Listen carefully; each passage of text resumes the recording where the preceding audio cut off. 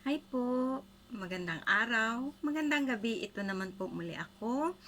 Magbibigay naman po ako ng magandang kaalaman sa inyo at magandang kahulugan ng mga ginagawa natin.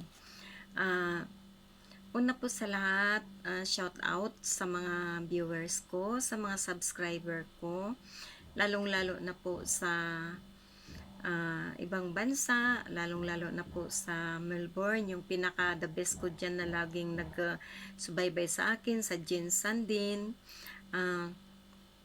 Tsaka umabot ng tayo ng Sarangani, and then sa uh, Hong Kong, marami akong mga pinsan din dyan na nag-PPM din sa akin, at saka umabot na po tayo ng North Cotabato, umabot na po tayo ng Sultan Kudarat, sa Isulan, and then sa Cebu po, sa Iloilo. Kumusta po kayo dyan lahat? Sa Zamboanga, buenos dias mga amigos, amigas, muchas gracias. Ingat po kayo lahat dyan. And then po sa kapatid ko po sa Manila, sa Laguna, I love you ate. And then sa pamangkin ko po sa Batangas, I love you bunso. And then pamangkin ko sa Kuwait, and then mga viewers ko po sa Riyadh, and then viewers ko din sa Bahrain, viewers ko sa Oman, at saka sa Qatar, sa Hong Kong, sa Singapore, sa Japan, mga insan, ingat kayo dyan, I love you all. And then sa Dallas, Texas, sa North Carolina, and then sa tita ko sa uh, Georgia, I love you. And then sa lahat-lahat na po, una sa lahat, please share and like and click the bell below po para po update po kayo, at may page na po ako. Tingnan nyo lang po dyan, ang page ko ay nandyan po ang link ko, so i-check nyo lang po. Pero wala po ako masyadong na-upload doon kasi actually po yung videos natin ay umabot na ng almost 80, nasa 78 na po yata. Pero po ito po ay pinakamaliit lang po na channel ko, hindi ko po ito pinagmamalaki. And hindi po ako nakipag-contest sa mga malalaki, or else kung sino lang po yung nag-subaybay sa akin or yung nakagusto ng video ko, maraming salamat po sa inyo. Alam kong napanood niyo, and alam kong ginawa nyo rin. Sana po magawa ninyo ng tama. So ito pong ibibigay ko ngayon ay napakaganda po. Ito po ay spell upang mabalisa ang taong ayaw magparamdam sa'yo, dahil ito po ay para din po sa karelasyon or partner ninyo or mahal nyo sa buhay, at para din po ito sa nakautang sa inyo. Kasi minsan po ang sinasabi nila ay pag nangutang, happy-happy, pagbayaran, tago-tago, TNT na, tago ng tago, ganun po yon. Pag nangungutang ay marami, parang ang mga pangako ay buong na ilalahad sa harap mo, and then kung sa bayaran na, ayun ang tinatawag na TNT na, ibig sabihin tago ng tago na. So ito din po ay maganda doon. Isa din po itong purpose kung papaano na mabayaran man lang ng kahit na hindi bigla, at least makaisip man lang na magbayad kahit paunti-unti po. Pero pwede din po ito sa karelasyon na hindi magpaparamdam. So kaya po ito ay spell upang mabalisa ang taong ayaw nang magparamdam sa'yo dahil sa utang sa'yo, at pwede din ito sa mga karelasyon. Paano magpaparamdam? So, ang gagawin natin ay isang garapon, cleared na garapon, ayan, cleared po na garapon. Pagkatapos po isang butil ng bawang, ayan po, yung as in bawang na isang butil lang. And then po, asin po, nandyan na po si Rocky Rock, rock and roll na rock salt natin, na pinakamabisa po ito. And then po, pen, ito po, ball pen, pwedeng black or pwedeng red, pero red na rin para mas maganda. And then po, ang gagawin ninyo dito, bago po ninyo ito gagawin ay yung tiyakin ninyong nag-iisa lang kayo na walang mag-i-interrupt sa isip ninyo or mag-i-interrupt sa taingan ninyo na may marinig kayo doon sa labas na mga usapan o sa kwarto ninyo or mga TV or sound system, ganon. Kung gagawin ninyo ito ay siguraduhin yung nag-iisa lang kayo kasi po ang pinaka-importante po dito ay ang focus, concentration, at saka yung dedication mo. Ito po ang ang importanteng gagawin dito. Saka yung willing ka talaga na gagawin ito at 100% na paniniwala at tama talaga ang paggawa mula sa puso mo. So ito po ang gagawin. So ayan, nagready na po kayo ng papel. Ang una-una ay garapon, then bawang, isang peraso, then ballpen, and then rock salt, and then kaperasong papel. Ayan po. So, anong gagawin natin dito sa papel? Isulat po dito, halimbawa, yung nakautang sa'yo, isulat mo yung pangalan, full name niya dito ng 7 times. Or else, kung ka-relation mo, mahal mo, partner mo, na hindi na nagpaparamdam, lumayo, ang ganon, isulat mo din ng 7 times ang kanyang pangalan. Ganon po yun. Kasi dalawa po ang purpose nito.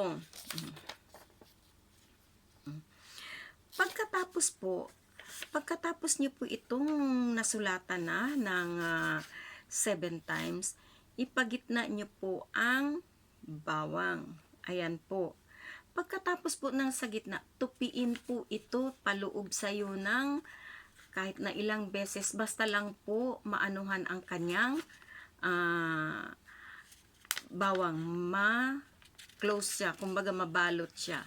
Pwede na po siyang ganun, tupi papunta sa'yo, pero yung bawang po, nasa gitna na po. Itupi isa, itupi ninyo ng ganun, itupi pa ng ganun, itupi pa ng ganun. Pagkatapos, ganyan, itupi nyo po siya ng ganun paloob sa inyo. And then, baliktaran po, itupi po nyo paloob sa inyo. Ayan po, ayan na po siya, ayan. Pagkatapos po nito, kung may garapon kayo, ayan, ilagay niyo po sa garapon. Ayan na po.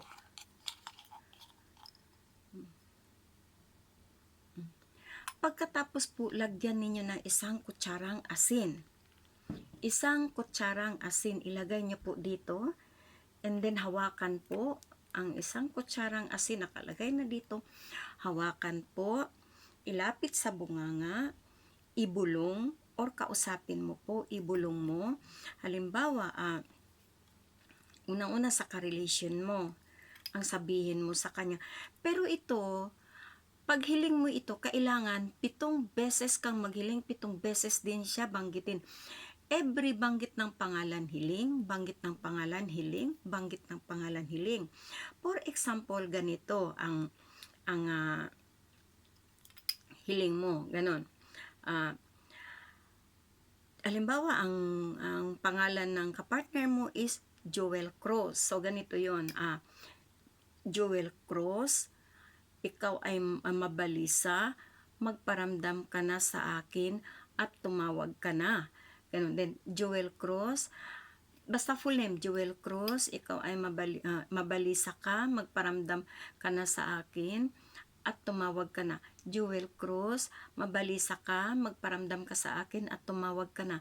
Joel Cruz, mabalisa ka, maramdam ka na sa akin at tumawag ka.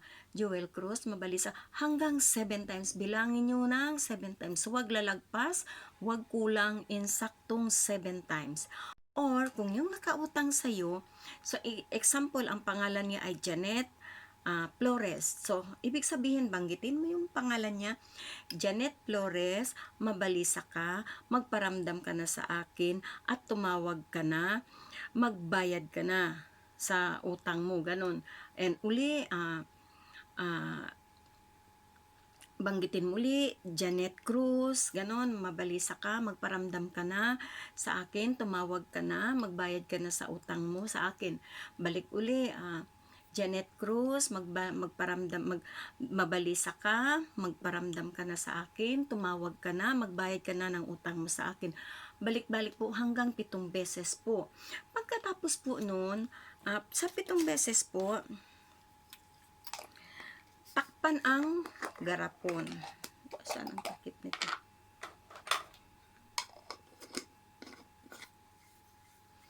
Takpan ng garapon nang walang makasingaw para yung bulong mo or yung sambit mo sa kanya, yung spell mo ay nandoon sa ilalim, umikot-ikot sa pangalan niya at doon yun siya mahasel. Tapos kasabay nung energy ng bawang na parang tinutulak siya sa kaisipan niya na hindi siya mapakali dahil bali yung bawang doon yun ang tumutulak sa isipan niya, yung energy ng bawang o yung aroma ng bawang, yun ang baling tumutulak siya kasi baling nandoon siya, nakakulong siya doon kasi pangalan niya nandoon, so ibig sabihin parang siya na yung nandoon sa loob. So yung init ng bawang, yung aroma ng bawang, yung anghang ng bawang, doon gusto niyang lalabas na, teka nga muna, hindi ako mapalagay, ano ba to, nakonsensya ako, babayaran ko nga yung utang ko, ganun. So parang makonsensya siya, bayaran ko nga yung utang ko kasi naiisip ko si Kumari, may utang pala ako doon, matagal na, hindi ako nagpaparamdam, ganun. So,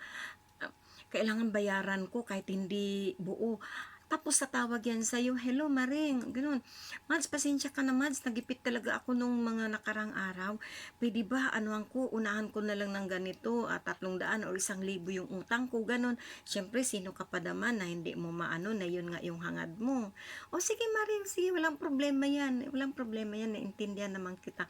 Ganun, sa yung relationship ninyo ay hindi magkakaroon ng lamat uli dahil po nagka-reconcile na kayo at nagkaayos na sa pamamagitan ng ginawa mo. And then sa partner mo po, ganun din.